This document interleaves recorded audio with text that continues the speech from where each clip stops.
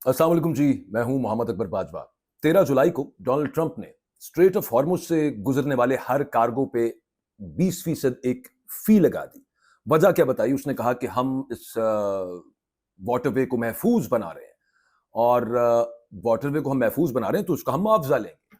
तो गोया ऐसे कर लें कि चौकीदार ने फाटक पे एक रेट लिस्ट लगा दी, और फिर वो फी नाफिज होने में अभी 5 घंटे बाकी थे तो एक यू टर्न सामने आ गया। ट्रूथ सोशल पे डोनाल्ड ट्रंप ने लिखा कि वो जो 20% फी की बात की थी, अब उसकी जगह पे खलीजी रियासतें अमेरिका में, his words are massive investment करेंगी, यानी कि वो फी खत्म हो गई है, अब एक डील शुरू हो गई है। 5 घंटे में पॉलिसी बदल गई, लेकिन जो नहीं बदला असल कहानी वो है, क्योंकि फी रहे या जाए, पैसा निकालना था उन्हीं से जिनसे पहले दिन निकालना था। तो मेरा यहाँ पे थीसिस ये है, मैं इस पे पहले भी बात कर चुका हूँ, कि ताकत जो होती है ना, in this case super power America, वो पीछे कॉन्फ्लिक्ट, एक तनाज़ा छोड़ के जाती है हमेशा। एक उसूल सादा सा है, ज़हन के अंदर रखने वाला है, और वो ये है कि बाकी वो ज़हन के अंदर अगर रखा जाए तो बाकी वो जो मंज़र है वो खुद ब खुद खुलना शुरू हो जाता है, कि ताकत जहाँ पे जाती है वो कॉन्फ्लिक्ट पीछे छोड़ के आती है। मिसाल आपके सामने है। अफ़गानिस्तान में तालिबान आए नहीं थे, वो लाए गए थे। अच्छा, फिर लाए भी नहीं गए, बाकायदा वहाँ पर छोड़े गए थे। अमेरिका को वहाँ से एक दिन चले जाना था। वो हार-हूर के कोई नहीं गया जी, हरा दिया अमेरिका को, हमारा जो वज़ीर दिफ़ा है वो, ताकतें हमारी हैं और खुदा तुम्हारा है। अब आज आके उसी पॉलिसी को तनकीद करते हैं कि नहीं जी, वो तो ठीक लोग नहीं थे। आज हमें पता चल रहा है, अच्छा नहीं, ये जो अफ़गान रेज़ीम तो सही नहीं है, ये इल्लेजिटिमेट है, वो इल्लेजिटिमेट। लेकिन मैं आपसे वही अर्ज़ कर रहा हूँ कि अमेरिका वहाँ पे आया था, उसने जाना था, उसने कौन-सा वहाँ पे कोई बसेरा करना था, यहाँ पे आप उसको कॉन्कर करके उसने वहाँ पे नए शहर बसाने थे। वो अफगानिस्तान में उसने कोई परमानेंट अपना स्टे रखना नहीं था। वो जहाँ पे आया हुआ था उधर एक बेस कैंप लगाया हुआ था। वो बेस कैंप उसने यकलख्त नहीं उखाड़ के पीछे फेंक दिया। अपैरेंटली जैसा नजर आया, पीछे एक ऐसा बंदोबस्त छोड़ा जो अमेरिका के या फिर किसी ताकत के कह लीजिए मफादात की खुद ब खुद निगहबानी करता रहता है, निगरानी करता रहता है। सेकंड वर्ल्ड वॉर के बाद आप ये देख लें, ये मशक तब से हमें नजर आ रही है। ये इजराइल और पैलेस्टाइन का इशू क्या है? कॉन्फ्लिक्ट है, बनाया गया कॉन्फ्लिक्ट है। पाकिस्तान और अफगानिस्तान का ड्यूरेंट लाइन हमेशा का फंसा हुआ, ये क्या है? चाइना और इंडिया का क्या है? उनके मसाइल जो वहां पे पड़े हुए हैं। पाकिस्तान और इंडिया का क्या है? कश्मीर वाला मामला, ये सब कुछ, ये उस वक्त की सुपर पावर ब्रिटेन ने कॉन्फ्लिक्ट्स बनाए थे पीछे, वो सब कुछ ये छोड़ के गए थे जब यहां से उन्होंने जाना था, तो कॉन्फ्लिक्ट बाकायदा बना के छोड़े। अच्छा, उस तनाजे का, कॉन्फ्लिक्ट के का डबल डुअल फायदा होता है। एक ये है कि खत्ते में कोई बड़ी ट्रेड एक्टिविटी आगे उनकी यानी कि सुपर पावर की राह में कह लीजिए, या फिर उनके मुकाबले के अंदर कोई दीवार बन के नहीं खड़ी होती। दूसरा ये होता है कि ये एक मुदाखलत का जवाज देती है। जैसे अमेरिका यहाँ पे आया, अफगानिस्तान आपके सामने है और बाकी मामला आपके सामने है, यानी कि आग भी आप लगाएं, फायर ब्रिगेड का खर्चा भी फिर वो आपसे वसूल करें। तो सवाल ये नहीं है कि अमेरिका जो है वो इस खित्ते में, मैं मिडल ईस्ट की अभी तो फिलहाल बात कर रहा हूं, वो यहां से तनाजा कॉन्फ्लिक्ट निकालता क्यों नहीं है भाई? अच्छा खासा वो जनाब एक मेमोरेंडम ऑफ अंडरस्टैंडिंग हुआ, फिर उसके बाद उसकी इंटरप्रिटेशन के ऊपर मामला आ गया कि नहीं, हमने तो ये नहीं लिखा, तुमने क्यों ये अपना सोच लिया, हम तो ये चाहते हैं।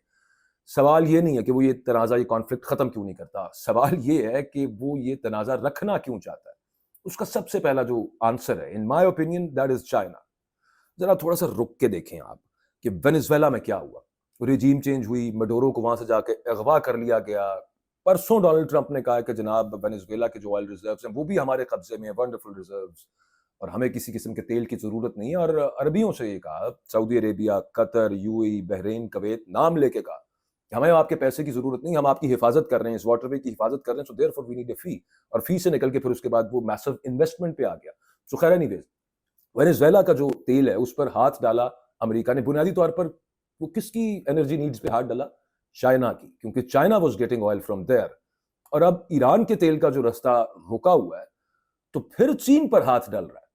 अब ये जो सस्ता ईरानी और वेनेजुएलन जो क्रूड ऑयल था, जिसे एक वो बीजिंग की तरफ जाता था, वो सबसे बड़ा खरीदार उसका बीजिंग था, चाइना था। तो हॉर्मुज के ऊपर जितने मसाइल, जितनी आप कह लीजिए गिरहें लगेंगी, वो दरअसल वो चाइना की जो इकोनॉमी की जगुलर वेन है उसके ऊपर लग रही है। चाइना की इस वक्त एक उस लश्कर जैसी हालत हुई हुई है कि वो अब بس وہ کیا اسے کہتے ہیں between devil and the deep blue sea والا حال ہے کیا ہوا تقریباً, اور آگے مزید وہ کرنا ہے. میں پہلے بھی اس سے عرض کر چکا ہوں کہ یہ پلان تو یہاں پر رک گیا ہے. امریکہ کے اپنے نیشنل ڈیفنس ڈاکیومنٹ کے مطابق آگے اسٹریٹ آف ملاکا کا معاملہ آ رہا ہے, جہاں سے نکل کے میجر ترین ایکسپورٹ پھر وہاں سے چائنا کی جتنی بھی ہیں وہ وہاں سے جاتی ہیں. سو خیر یہ ہو گیا چائنا کا معاملہ. اب خاک کم بدہن, ایک سوال میرے منہ میں خاک, ایک عجیب سا سوال جو ہے نا وہ ذہن کے اندر آتا ہے پھر یہاں پہ بھی, کہ جس طرح دہشت گردی کو جواز بنا کر یونائٹڈ اسٹیٹس دا پاور وہ افغانستان میں اتری تھی, تو کہیں تنازع کو دوبارہ سے کوئی بیسس بنا کے وہ اس خطے کے کسی اور طرف رخ تو نہیں کر رہی, کہیں اور تو نہیں وہ دیکھنے کی کوشش کر رہی, یا پھر ہم یہ سمجھیں کہ وہ اسی کانفلکٹ سے کام چلا رہی ہے جو اس نے چین کے راستے میں صرف کامیابی سے بچھایا ہوا ہے. میرے میں بات کرنے کی اتنی گنجائش ہے, اس وجہ سے اس تھوڑے کہے کو ذرا زیادہ جان لیجیے. خیر میں دوبارہ اس چیز کے اوپر آتا ہوں کہ جو بوجھ ہے وہ اتحادیوں پہ ڈال دی ہے, اپنے ایلائز پہ ڈال دیا ہے. دوسرا فائدہ اور سیدھا, اور یہ ہے کہ خطے کے ممالک بھی آپس میں الجھے رہے اور ان سے پیسہ بھی نکلتا رہے. اوول آفس میں ٹرمپ نے صرف کارگو پر ٹیکس نہیں لگایا تھا, نام لے کر یہ بل تھمایا تھا کہ میں معاوضہ چاہتا ہوں کیونکہ ہم دنیا کے بہت امیر خطے کی حفاظت کر رہے ہیں. یہ الفاظ تھے ڈونلڈ ٹرمپ کے. پھر انہوں نے وہ تمام, جیسے میں آپ کو بتا رہا تھا, نام گنوائے. ہاں میں بھول گیا تھا, بیچ میں اسرائیل کو بھی شامل رکھا, وہ صرف ایسے ہی برسبیل تذکرہ شامل رکھ لیا ہوگا, لیکن اوپر سے تڑکا یہ لگایا کہ ہمیں تمہاری ضرورت نہیں ہے, ہمارے پاس دنیا کا سب سے زیادہ تیل ہے, آئل ہمارے پاس سب سے زیادہ ہے, ہم اتحادیوں کی حفاظت کر رہے ہیں, سو دیئر فور ہمیں اس کا معاوضہ چاہیے. اب یہ بوجھ کن پہ پڑا ہے؟ یہ ان اتحادیوں پہ پڑا ہے جو اس جنگ میں پہلے ہی آپ کہہ لیجئے کہ سب سے زیادہ زخمی ہوئے ہیں, لٹ چکے ہیں. مطلب اماراتی ٹینکر ہارموز میں ایرانی میزائلز کی زد میں آئے. یہ بھی کل پرسوں کی بات ہے, ایک انڈین اس میں سیلر مارا گیا, کئی اس میں زخمی ہوئے. قطر کی برآمدی جو گیس ہے جو ایکسپورٹ کرتا ہے, وہ جو تنصیبات ہیں ان پر ضرب پڑی. بحرین اور کویت میں امریکی اڈوں پر حملے کیے ایران نے, کیونکہ امریکہ اپنے حملے ابھی تک جاری رکھے ہوئے ہے. بڑی بات یہ ہے کہ وہ ٹائمز آف اسرائیل کے مطابق ان خلیجی ملکوں نے نجی طور پر امریکہ کو مورد الزام ٹھہرایا تھا کہ جناب امریکہ نے ایران پر جنگ ان سے مشورہ کیے بغیر چھیڑ دی, اور یہ نہیں سوچا کہ جناب ایران جب ہارموز بند کرے گا تو کیا ہوگا, نقصان ہم نے اٹھایا اور پیسے بھی اب انہی سے مانگے جا رہے ہیں. یہ خوبصورت چیز آپ کو اس وقت دنیا میں نظر آ رہی ہے, لیکن یہ یوں ہی چلتی ہے دنیا. اچھا یہ جو بل ہے یہ آیا کہاں سے ہے؟ اس میں ایک اور آرگومنٹ ہے یہاں پہ, بلکہ ایک کہہ لیجیے آپ ہائپوتھیسس ہے ایک, اور ایک بلکہ ہائپوتھیٹیکل سچویشن ہے, لیکن خیر تھوڑا سا پیچھے چلے جاتے ہیں. وہی سپٹمبر 2025 میں جب اسرائیل نے وہاں پہ ایک ایرانی ڈیلیگیشن تھا تو قطر پہ حملہ کر دیا. قطر جو ایک امریکن ایلائی ہے, بڑا اسٹرانگ ایلائی ہے, جس نے ایک وہ جہاز گفٹ کیا ڈونلڈ ٹرمپ کو, جس کو اب اس فلیٹ کے اندر شامل کیا گیا, اسے کہا جا رہا ہے کہ it's a flying White House. خیر اس ملک پہ جب حملہ کیا جس کے پاس خطے کا سب سے بڑا امریکی اڈا وہ ہوسٹ کر رہا تھا وہاں پہ, وہ جو ایک ضرب تھی اس نے خلیج میں, گلف میں, جو امریکن امبریلا تھی, جو امریکہ سیکیورٹی پرووائڈر بنا ہوا تھا, اس سے اعتماد تو ہلایا. سوال سب کے ذہن میں یہ آیا کہ آج اگر ایک اتحادی محفوظ نہیں ہے تو کل ہو سکتا ہے کوئی اور ہو. تو اسی فضا کے اندر پھر یہ ہوا نا, اسی وہ جو ماحول بنا ہوا تھا اس میں سعودی عرب اور پاکستان نے اسٹریٹجک میوچل ڈیفنس اگریمنٹ کیا تھا, اگر آپ یاد کریں. اور اس کی جو لینگویج ہے وہ کہ وہ پورا ہمارے سامنے نہیں ہے اگریمنٹ, لیکن جتنا وہ پڑھا ہے اس میں وہ نیٹو کا جو آرٹیکل 5 ہے کہ ایک پر حملہ دونوں پر حملہ کنسیڈر ہوگا. پھر اس کے گرد ایک نیا سٹرکچر بننے لگا, سعودیہ, ٹرکی, ایجپٹ, پاکستان, قطر. میڈیا نے اسے کیا نام دیا؟ مسلم نیٹو. اچھا یہ کاغذ پہ خاصا متاثر کن ہے, بڑا امپریسو ہے آن پیپرز. یعنی پاکستان کے پاس ایٹم بام ہے, فوج ہے, ٹرکی کے پاس ڈرونز ہیں, ڈیفنس انڈسٹری ہے, سعودی اور قطر کے پاس بیش بہا دولت ہے, مصر کے پاس جناب افرادی قوت ہے, مصر کے پاس ملٹری پاور بھی ہے. مگر تصویر میں ایک ملک جو نمایاں طور پر غائب ہے وہ یونائٹڈ عرب ایمریٹس ہے. یعنی وہ جو نقشہ بن رہا تھا, نیا ایک سٹرکچر بن رہا تھا, وہ بنتے ساتھ ہی ایک دراڑ بھی اس کے اندر سامنے نظر آ رہی ہے. So let me come back to my point again, conflict ہی اس کے اندر اصل ایسٹ ہے, وہ بنا ہوا ہے وہاں پہ بھی. اچھا اب وہ بات جو آسانی سے نظر سے نا وہ آپ کے اوجھل رہتی ہے, وہ نہیں آپ اس کو اس طرح سے دیکھ پاتے. امریکہ اس تنازع کو ختم نہیں کرنا چاہتا, کیونکہ منافع ختم ہونے میں نہیں, اس کے جاری رہنے میں ہے امریکہ کے لیے. آپ صرف یہ سوچیں نا کہ کل کو یہ خطہ مکمل پرسکون ہو جائے. تو کیا کسی کی سیکیورٹی پروویژن کی پرووائڈ کرنے کی ضرورت رہے گی؟ کسی امبریلا کی، کسی چھتری کی ضرورت رہے گی؟ پھر حفاظت کرنے کا معاوضہ دیا جائے گا؟ کسی کو نہیں دیا جائے گا۔ کس کے اتحادی خوف کے مارے واشنگٹن کی طرف دیکھیں گے؟ وہ پتہ نہیں کیا ہونے لگا ہے۔ چائنا کو دبانا ہو یا پھر اتحادیوں سے پیسہ اینٹھنا ہو، دونوں کی شرط ایک ہے، کانفلکٹ شیل ریمین الائیو، تنازع زندہ رہنا چاہیے۔ یہ وہ زمین ہے جس میں یہ سارا کاروبار اگتا ہے، اڈے بھی، اسلحہ بھی، معاہدے بھی ہیں، بل بھی ہیں، آپ کو انویسٹمنٹ بھی کروانی ہے میسو، وہ پہلے بھی بہت ساری انویسٹمنٹ کے پلجز کر چکے ہیں۔ سو جنگ پوری طرح کبھی بھی ختم نہیں ہوتی، ایک 60 دن کی عبوری ڈیل بنتی ہے، ٹوٹتی ہے، پھر بنتی ہے۔ آگ اتنی رہتی ہے کہ بس سارے جو ہیں وہ محتاج رہے ہیں، کہیں نہ کہیں ڈپینڈنٹ رہے ہیں امریکہ کے، مگر اتنی زیادہ آگ نہ ہو جائے کہ جناب سب کچھ راکھ ہو جائے۔ یہ آپ کو ڈونلڈ ٹرمپ کی پالیسی سے باقاعدہ آج کل نظر آ رہا ہوگا کہ وہ ایک جس طرح کی سٹیٹمنٹس کہ میں سویلائزیشن اڑا دوں گا، وہاں تک جاتا نہیں ہے، ڈرانا ہے پھر منوانا ہے، یہ سب معاملہ تو چلتا رہتا ہے۔ لیکن اسی کی لائٹ میں اگر ہم دیکھیں تو وہ 20% وہ جو جس سے بات شروع ہوئی تھی اس کی طرف دیکھ لیتے ہیں، وہ اصل مقصد تھا ہی نہیں، وہ ایک ڈنڈا تھا بنیادی طور پہ۔ حساب بڑا سیدھا سا ہے، ہارمز سے دنیا کا تقریباً 5واں حصہ انرجی نیڈز کا دنیا کا گزرتا ہے، اس 20% فی کا مطلب تھا کہ روزانہ وہ کروڑوں ڈالر کی مسلسل کٹوتی ہوتی رہے گی، اور وہ بھی انہی ایلائز سے جن کی جیب پہلے ہی آپ کاٹ رہے ہیں، جو پہلے لٹے ہوئے ہیں اس جنگ کے اندر، جو حملے ان کے اوپر ہوئے ہیں because they were hosting American bases and soldiers, اور جہاں پہ دھمکی اتنی بھاری ہو وہاں نو کہنا بڑا مہنگا پڑتا ہے، نہیں کہا جاتا، 24 گھنٹے بھی نہ گزریں اور وہ فی واپس آ جائے۔ وہ جو ٹرمپ کہہ رہا ہے کہ جناب مڈل ایسٹ کی قیادت سے نہایت کیا ورڈ اس نے یوز کیا ہے، پروڈکٹیو، نہایت مفید گفتگو ہوئی ہے۔ اب وہ جو ہے نا اس سب معاملے کے اندر جو مین چیز ہے وہ فی نہیں رہا، میسو انویسٹمنٹ کریں گے یہ سب یہاں پہ، یہ ٹرمپ نے بتایا نا۔ اب یہاں سے کھیل سمجھ آتا ہے، یہ رقم مانگی نہیں گئی، پیش کروائی گئی ہے۔ پہلے ایک بھاری نقصان کا خوف دکھایا گیا، پھر خوف ہٹا کر اتحادیوں کو اس جگہ پہ لا کے کھڑا کیا کہ وہ خود آگے بڑھ کے کہیں کہ جناب ہم سرمایہ کاری کیے دیتے ہیں۔ ملنا وہی تھا جو فی کے تھرو ملتا، لیکن اب وہ جو لفافہ دینا ہے وہ ذرا عزت والا ہو گیا امریکہ کے لیے۔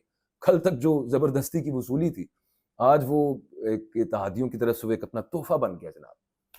تو وہ جو میں پریزمپشن کی بات کر رہا تھا، ہائپوتھیٹیکل سچویشن کی، ایک گمان ہے کہ کیا یہ مسلم نیٹو بنانے کا بدلہ تو نہیں ہے؟ اب ایک سوال ہے جس میں دعوے کے طور پر نہیں، لیکن فقط میں گمان کے طور پر اس کو آپ کے سامنے رکھ رہا ہوں کہ یہ سارا دباؤ اسی وہ مسلم نیٹو، جو کہ قطر کے ایکس پرائم منسٹر نے خط لکھ کے کہا تھا کہ it's about time that we come up with a Muslim NATO, اور جیسا میں نے آپ کو کہا کہ وہ نیٹو کی اس میں آرٹیکل 5 والا الفاظ بھی یوز کیے گئے۔ تو ایک اس میں رائے یہ ہے، گمان یہ ہے کہ ہاں جی یہ جو اتحاد بنا یہ واشنگٹن کے نام ایک کہہ لیجیے ایک میسج تھا کہ ہمارے پاس متبادل ہے، جواب میں ایک بل دے دیا کہ انہیں یہ لو بیٹا کر بل دو ذرا۔ اچھا، دوسرا جو خیال ہے اس رائے کے اوپر وہ اس سے الٹ ہے کہ جناب واشنگٹن بوجھ بانٹنا پسند کرتا ہے، ایسا نہیں ہے کہ وہ یہ نہیں چاہ رہا کہ یہاں سے پاکستان لگا رہے ان کے ساتھ اور یہ آپس میں مل کے کچھ نہ کچھ کریں، اسے تو بوجھ بانٹنا پسند بھی ہے۔ ٹرمپ تو سالوں سے یہی کہہ رہا ہے نا کہ یہ جو اتحادی ہیں، خاص طور پہ نیٹو جو ہے، یہ اپنے دفاع کا خرچہ خود اٹھائیں، اور ابھی بھی تازہ بات اس نے یہی کی ہے۔ سو یہ سزا نہیں ہے، میرا خیال یہ ہے کہ یہ اس سوچ کا تسلسل ہے، اور وہ جو ٹرانزیکشنل سوچ ہے اس کی۔ اب ان دونوں میں سے سچ کیا ہے یہ کچھ یقین سے کہا نہیں جا سکتا، لیکن یہاں پر ہم قیاس کر رہے ہیں، فیصلہ نہیں سنا رہے، لیکن ہو ضرور سکتا ہے کہ بدلے والی بات بھی ہو۔ مگر جو دونوں چیزوں کے اندر جو ایک چیز مشترک ہے، کامن ہے، وہ یہ ہے کہ چاہے یہ سزا ہو یا پھر حوصلہ افزائی ہو، امریکہ کی موجودگی کہیں نہیں گئی، بس اتنا ہے۔ بدلہ فقط اتنا ہے کہ اب کس کے ذمے کیا لگا ہوا ہے۔ امریکی چھتری وہیں کی وہیں قائم ہے، جہاں سے امریکہ اور اسرائیل کی ریڈ لائن شروع ہوتی ہے نا، اس سے باہر یہ مسلم نیٹو نہیں جا سکتی۔ بڑی سمپل سی بات ہے۔ اب اندر سے جو کہہ لیجیے آپ جو محور ٹوٹا ہو وہ کسی اور کو نہیں ڈراتا۔ سعودیہ کی اور ایمریٹس کی جو اس وقت رقابت ہے وہ سب کے سامنے ہے، ایران سے جو ان سب کی مخاصمت ہے وہ بھی سب کے سامنے ہے، اسرائیل ان سب کے سامنے ہے، اور یہ سارے تنازع ہیں بالآخر اس کے کام آتے ہیں جو دور بیٹھا پیسہ نکلوا رہا ہے۔ اب خیر میں پاکستان پہ آ جاتا ہوں کہ ہم کہاں پہ کھڑے ہیں ساری صورتحال کے اندر، یہ اہم ترین سوال ہے میری رائے کے اندر، جس وجہ سے میں نے گفتگو شروع کی کہ جس سے بچ کر نکلا نہیں جا سکتا۔ اس پوری چیس بورڈ کے اوپر، اس بساط کے اوپر، where does Pakistan stand? Pakistan اس وقت ایک ساتھ دو رولز کردار نبھا رہا ہے. ایک تو ہے جناب کہ وہ جو معاہدہ ہے اس میں وہ ایک ثالث کا کردار ہے, سعودی عرب کا دفاعی ضامن بھی ہے ساتھ. May be in some words یہ اپنے قد سے, اپنے حجم سے قدرے بڑا کھیل ہے. ایک طرف پاکستان کی بڑھتی, اس کو کہا جا رہا ہے کہ جناب اہمیت ہے ڈپلومیٹک, دوسری طرف ایک سوال ہے جو عموماً ہم خود سے نہیں پوچھتے کہ ہم سلامتی کونسل سے بھی آپ یاد کیجئے افغانستان پر حملے کی اجازت ملی کہ جناب یہ سیلف ڈیفنس ہے, ہم اس پہ بڑے خوش ہوئے, تالیاں بجائیں, دفاع ہمارا حق ہے. ٹھیک ہے, لیکن ذرا دیکھیں تو صحیح, الزام ہم بھارت پہ دھرتے ہیں کہ دہشت گردی کے پیچھے اس کا ہاتھ ہے اور وہ افغانستان کے راستے آ رہی ہے. اوپر سے ہم امریکہ کے فیورٹ ہیں, لیکن امریکہ نہ بھارت کو روک رہا ہے, حالانکہ آسانی سے روک سکتا ہے, نہ وہ دوسرا پانی کا مسئلہ ریزالو کروا رہا ہے جو انڈس واٹرز ٹریٹی کے حوالے سے وہ جو معطل ہوئی ہے, جو دن بدن گھمبیر ہوتا جا رہا ہے مسئلہ. تو یہ وہ پنجابی میں وہ کہتے ہیں کہ سکے تھے مل مائیا والی جو امریکی دوستی ہے, یہ آخر ہے کس کام کی؟ یہ بھی تو ایک سوال ہے نا, یہ خود سے پوچھنے کی ضرورت ہے. اور کیا ہم اتنے سادہ ہیں کہ ہمیں اندازہ ہی نہیں ہے کہ افغانستان سے جنگ اپنی جگہ پہ ہے, مگر تجارت بند کر کے ہم اپنا نقصان کر رہے ہیں. کہیں ہم بھی اپنے آپ کو ایک چھوٹی موٹی سپر پاور تو نہیں سمجھے ہوئے بیٹھے, دائیں بائیں تنازع کھڑے رکھ لیں ہم اندر باہر, اور اس کے مطابق ہم اپنے معاملات جو ہے نا وہ اپنی مرضی سے نکلواتے رہیں. اس پہ بھی میں اتنی سی بات کروں گا. تو خیر, اس میں سے رزلٹ کیا نکلتا ہے؟ رزلٹ یہ نکلتا ہے جناب کانفلکٹ زندہ رکھیں. ایک طرف سے China which is the biggest rival and the real most rival of America, no one else, اس کی سانس باندھ کے رکھیں, اتحادی یہ آپس میں الجھے رہیں تاکہ ان سے پیسہ نکلتا رہے.